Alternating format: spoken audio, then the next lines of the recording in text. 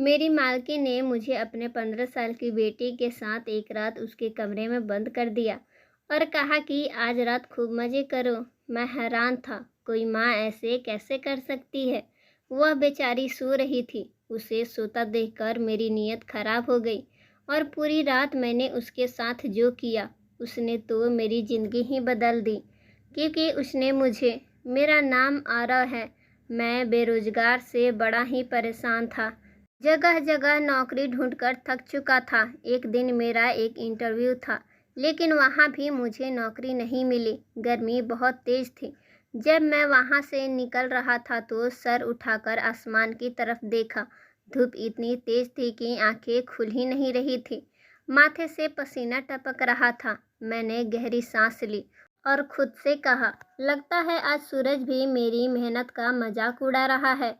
जिंदगी से धक्के तो पहले ही खा रहा था, अब गर्मी ने भी दिमाग खराब कर दिया था। मैंने अपने हाथ में पकड़ी हुई फाइल से खुद पर छांव करने की कोशिश की और पैदल ही आगे बढ़ने लगा। सड़क के किनारे तेज कदमों से चल रहा था कि तभी एक बरगद नजर आया। मैं उस पेड़ की छांव में आकर खड़ा हो गया।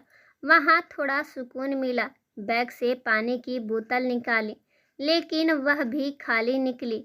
गला सूख रहा था और दूर दूर तक पानी का कोई इंतजाम नहीं दिख रहा था। लोग अपने काम में व्यस्त थे और मैं अकेला अपनी किस्मत से लड़ रहा था। प्यास ने हालत खराब कर दी थी। तभी मुझे ऐसा लगा जैसे कोई मेरे पास खड़ा है।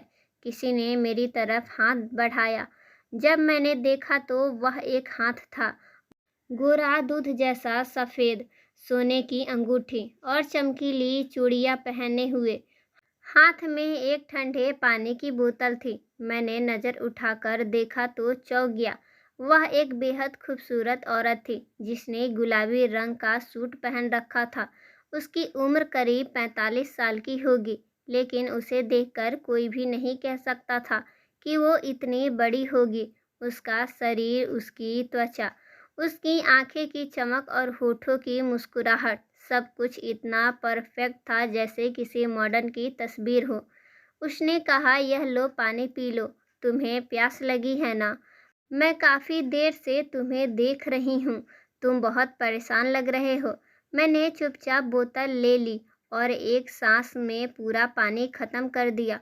वो औरत बेहद अमीर लग रही थी, बड़ी सी गाड़ी में आई थी और उसका रहन सहन देखकर अंदाज़ा लग रहा था कि वह किसी बड़े घर से ताल्लुकात रखती है।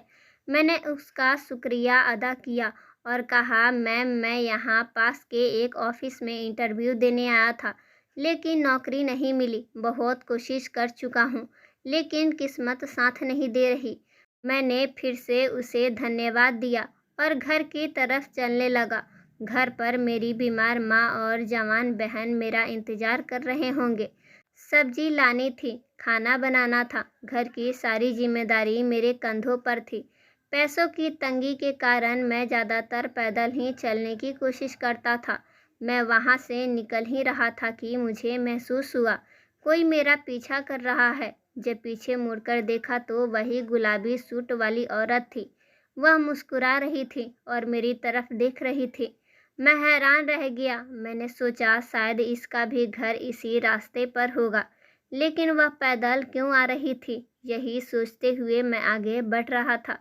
तभी वह औरत मेरे बराबर आकर मेरे कदम से कदम मिलाकर चलने लगी। एक सेकेंड के लिए मैं रुक गया तो वह भी रुक गई और स्टाइल बनाकर खड़ी हो गई। उसकी हरकतें मुझे बहुत अजीब लग रही थी। मुझे तो वह कोई मेंटल सी लग रही थी। लेकिन सवाल यह था कि इतनी खूबसूरत औरत मेरा पीछा क्यों कर रही थी? फिलहाल मेरी खुददारी बीच में आ गई और मैं उसकी चालाकी को अच्छे से समझा था। मैंने घूर कर उसकी तरफ देखा और कहा, बात क्या है मैडम, आप मेरा पीछा क्यों कर रही हैं? मैंने तो उसको शुक्रिया भी कर दिया था, अब क्या पानी के भी पैसे देने पड़ेंगे? मेरी बात सुनकर वह मुस्कुरा दी। उस वक्त उसने अपने पास से एक इनविटेशन निकाला और मेरे हाथ पर रख दिया। मैं हैरान रह गया, आखिर इसमें क्या हो सकता है? क्यों यह औरत मुझे दे रही है? जब मैंने लिफाफा खोला तो मुझे झटका लगा। उसमें बहुत सारे नोट थे। इतनी बड़ी रकम थी कि मैं उन्हें गिन भी नहीं सकता था, लेकिन अंदाज़ा हो गया था कि यह रकम लाखों में थी। मेरे तो हाथ कांपने लगे। इधर मेरी जेब में सिर्फ कुछ सिक्के थे और इधर यह लाखों मेरे सामने रखे थे। वह बोली, यह पैसे तुम्हारे हो सकते हैं, मैं इन्हें तुम्हें दे सकती हूँ। क्या तुम इन रुपए की मालिक बनना चाहोगे? उसकी बात सुनकर मैं हैरान रह गया। आखिर किस काम के लिए वह मुझे लाखों रुपए दे रही थी? मैंने पूछा, मैडम आप मुझे यह 10 लाख क्यों देना चाहती हैं? हम तो एक दूसरे को जानते तक नहीं हैं, ना कोई पहचान, ना ही मैंने आपके लिए कोई काम किया है। फिर आप मुझे इतनी बड़ी रकम क्यों दे रही हैं? क्या आप मुझे बेवकूफ़ बना रही हैं? वो औरत मेरी आंखों में आंखें डालकर बोली, मैं तुम्हें कुछ बताना चाहती हूँ, लेकिन यहाँ नहीं। चलो कहीं तसल्ली से बैठकर बातें करते हैं। वह मेरे आगे आगे चल रही थी और मैं उसके पीछे पीछे। मेरे दिल में एक अजीब सी खुशी थी। आखिर 10 लाख रुपए कोई छोटी रकम नहीं होती, खासकर मेरे जैसे इंसान के लिए। यह पैसे ज़िंदगी बदलने वाले थे। इतने पैसे में अपना खुद का कोई काम शुरू कर सकता था। मेरे दिमाग में हजारों ख्याल चलने लगे। वह औरत मुझे लेकर एक बड़े से होटल में पहुंची। अंदर आने के बाद हम दोनों एक कोने में बैठ गए। उसने वेटर से कॉफ़ी मंगाई। थोड़ी देर में उसके पास किसी का फ़ोन आया और वह बात करने के लिए उठकर चली गई। मैं चारों तरफ होटल को देख रहा था। बहुत बड़ा और शाही होटल था। यहाँ सिर्फ अमीर लोग आते होंगे। मैं तो कभी इनके पास से भी नहीं गुजरा था। थोड़ी देर बाद वह औरत वापस आ गई और अपनी कुर्सी पर बैठ गई। कॉफ़ी भी आ चुका था। उसने कहा, कॉफ़ी पियो, बातें करते हैं। मैं मन ही मन सोच रहा था कि न जाने यह औरत मुझसे क्या कहने वाली है। वह मोबाइल में कुछ कर रही थी। उसे देखकर मैं थोड़ा घबरा गया था। मुझे डर था कहीं वह मुझे कोई ऐसा काम ना कह दे जिसे मैं नहीं कर सकता। मैं एक ईमानदार इंसान हूँ, हमेशा सादगी से ज़िंदगी बिताई है। कोई गैरकानूनी या गलत काम करके फंसना नहीं चाहता था।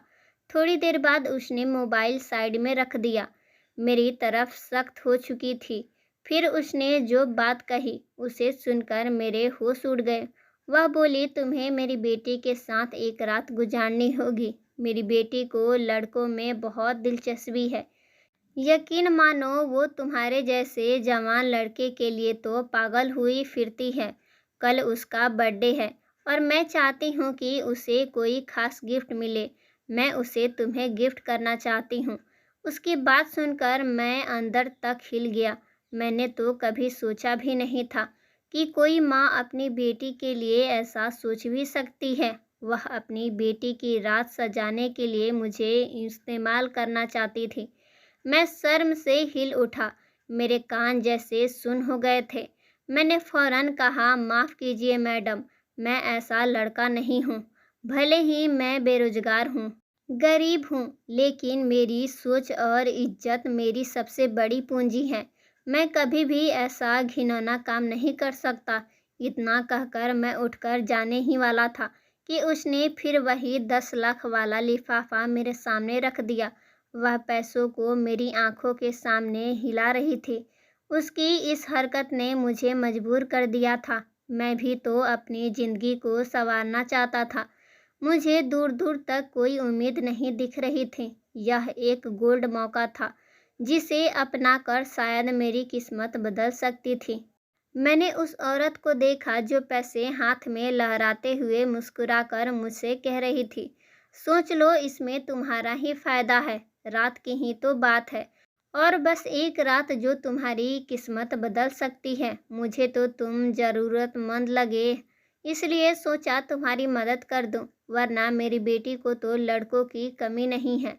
सिर्फ एक रात बिताने के लिए तुम्हें इतने पैसे मिल रहे हैं, फिर तुम में परेशानी वाली क्या बात है?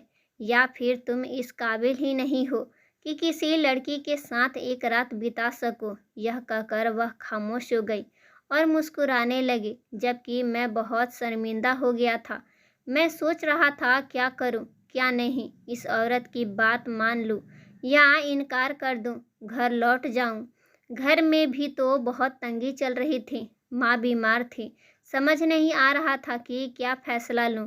मेरी एक जवान बहन भी थी, उसकी शादी करनी थी और हमारे पास कोई और सहारा नहीं था। हमारा छोटा सा घर था। पापा कई साल पहले ही दुनिया छोड़ चुके थे। माँ ने जैसे तैसे मुझे पढ़ाया लिखाया, लेकिन फिर भी नौकरी नहीं मिल पा रही थी। बेरोजगारी मुझे खा रही थी। मैंने जल्दबाजी में फैसला ले लिया कि मैं उस औरत की बात मानने के लिए तैयार हूँ। वह मुस्कुरा दी और बोली, मुझे तुमसे यही उम्मीद थी। यह पैसे तुम्हारी तकदीर बदल देंगे। फिर उसने 10 लाख में से कुछ रुपए मुझे एडवांस में दिए। यह लो तुम्हारा एडवांस, जाओ जाकर अच्छे से तैयार हो जाओ, बाकी पैसे काम होने के बाद मिलेंगे। मैंने वह पैसे लिए और घर की ओर निकल पड़ा। रास्ते में मैंने होटल से खाना खरीदा, माँ की दवाइयाँ ली, कुछ फ्रूट्स और थोड़ा राशन भी भर लिया। जब मैं घर पहुंचा तो माँ ने मेरे हाथ में इतना सामान देखा और पूछ बैठी, आज सब्जी नहीं बल्कि पका पकाया खाना लाया है। वो हैरान थी क्योंकि मैं आज तक इतना सामान लेकर कभी नहीं आया था। माँ और बहन मुझसे सवाल करने लगी, इतने पैसे कहाँ से आए? सुबह तक कह रहे थे कि पैसे नहीं हैं। उसकी बात सुनकर मैं थोड़ा घबरा गया था, लेकिन माँ के सामने झूठ बोलने के सिवाय कोई और रास्ता नहीं था। हाथ मुंह धोते हुए मैंने कहा, माँ मेरी नौकरी लग गई है, उन्होंने एडवांस दिया है, उन्हीं पैसों से यह सामान ले आया हूँ। सोचा बाजार से खाना ले आता हूँ, बहन को भी आराम मिल जाएगा। बहन बहुत खुश हो गई क्योंकि वह हमेशा घर के कामों में लगी रहती थी। आज पहली बार उसने खाना बनाने से छुट्टी मिली थी। माँ मेरी नौकरी की बात सुनकर बहुत खुश हो गई और कहने लगी, ऊपर वाला तुम्हें कामयाबी दे। अगर सब कुछ इसी तरह चलता रहा तो घर के हालात बदल जाएंगे। बहन ने मेरे लिए खाना लगाया। हम तीनों साथ बैठे और खाना खाए, लेकिन मेरा मन अब भी उस औरत की बातों में उलझा हुआ था।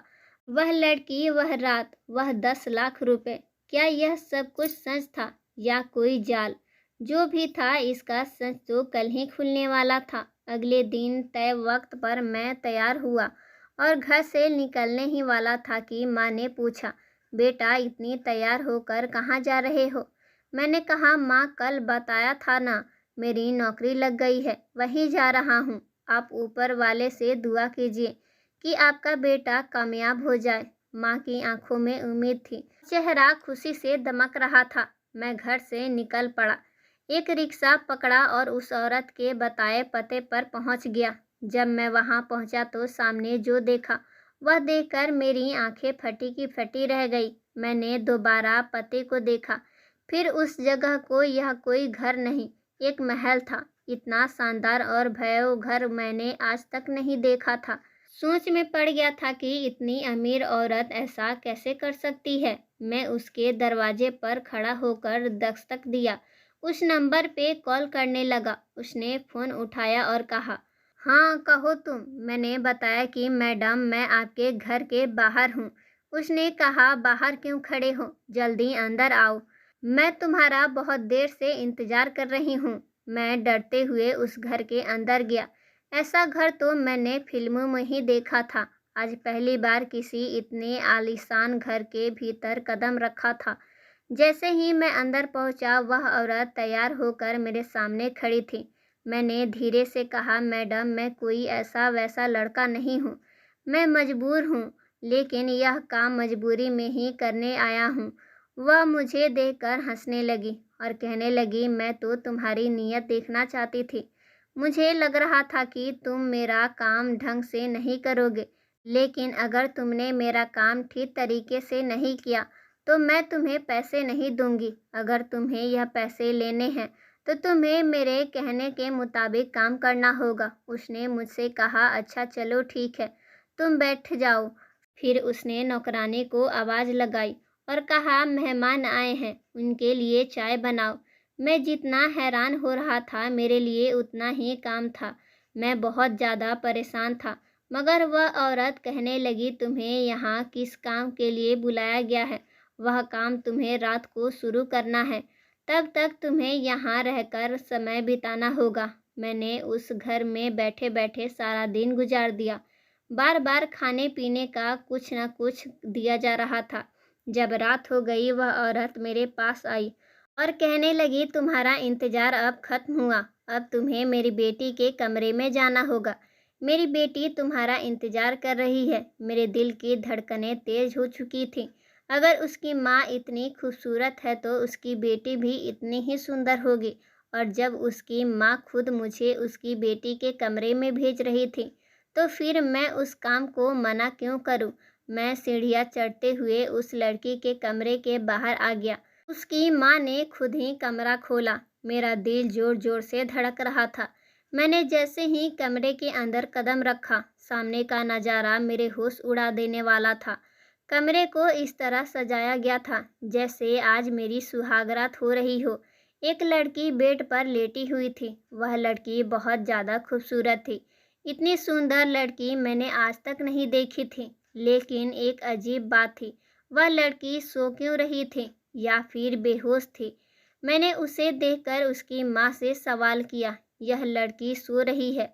वह औरत धीरे से कहने लगी, क्योंकि यह बेहोश है और मैंने ही इसे बेहोश किया है। तुम्हें जो करना है तुम सिर्फ वही करो। जब काम पूरा हो जाए तो मुझे से पैसे ले लेना। वह औरत मेरे कंधे पर हाथ मार कर चली गई और बाहर से कमरा लॉक कर गई। मैं धीरे धीरे उस लड़की के करीब जाकर खड़ा हो गया। वह इतनी ज़्यादा सुंदर थी कि मेरी नज़रें हट ही नहीं रही थी। मैं खुद पर काबू रखने की कोशिश कर रहा था। फिर जिस काम के लिए मुझे पैसे मिल रहे थे, मैंने उस पर ध्यान देना शुरू किया। कमरे में मुझे लगभग 2 घंटे हो चुके थे और वह लड़की मेरा चैन चुरा रही थी। मैंने कमरे की खिड़की से बाहर देखा तो उसकी माँ टहल रही थी, शायद मेरा इंतज़ार कर रही थी। मैंने अपने शर्ट के बटन लगाए और सीढ़ियाँ उतर कर नीचे आ गया। उसकी माँ के पास जाकर खड़ा हो गया। वह मेरी ओर घूरती हुई देखने लगी। मैंने चेहरे पर मुस्कुराहट लाई कहा, मैडम आपका काम हो चुका है। यह सुनकर उनके चेहरे पर मुस्कुराहट आ गई। वह कहने लगी, मेरी बेटी जगी तो नहीं? उसने कोई रिएक्शन तो नहीं दिया, परेशान तो नहीं किया? मैंने साफ साफ शब्दों में कहा, नहीं, वह बेचारी तो बेहोश है और मैं अपना काम पूरा कर चुका हूँ। यह सुनकर उसने खुशी से अपने पास से 10 लाख रुपए निकाले और मेरे हाथ में रख दिए। वह कहने लगी, जाओ, अब दोबारा मुझे नहीं नज़र आना। तुम्हारा काम पूरा हो गया और ध्यान रखना, इस बारे में किसी को भी बताने की ज़रूरत नहीं है, वरना तुम जानते हो कि मैं तुम्हारा क्या हश्र करूँगी। इतना कहकर फिर उसने मुझे कहा कि तुम 1 मिनट रुको, मैं कमरे से होकर आती हूँ। मेरा दिल तो अब तेज़ी से धड़कने लगा, क्योंकि मुझे समझ में आ गया था कि अब उसे सारी हकीकत पता चल जाएगी। वह कमरे में गई और जैसे ही वहाँ से लौटी, मेरी तरफ गुस्से से देखा और मेरा हाथ पकड़ के खींचती हुई एक कमरे में ले गई।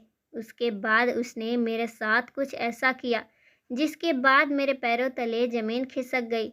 दोस्तों, आगे की कहानी हम जानेंगे दूसरे भाग में। कहानी पसंद आई हो तो वीडियो को लाइक करें और चैनल को सब्सक्राइब करना बिल्कुल भी ना भूलें, ताकि आगे की कहानी आप सुन सकें। धन्यवाद।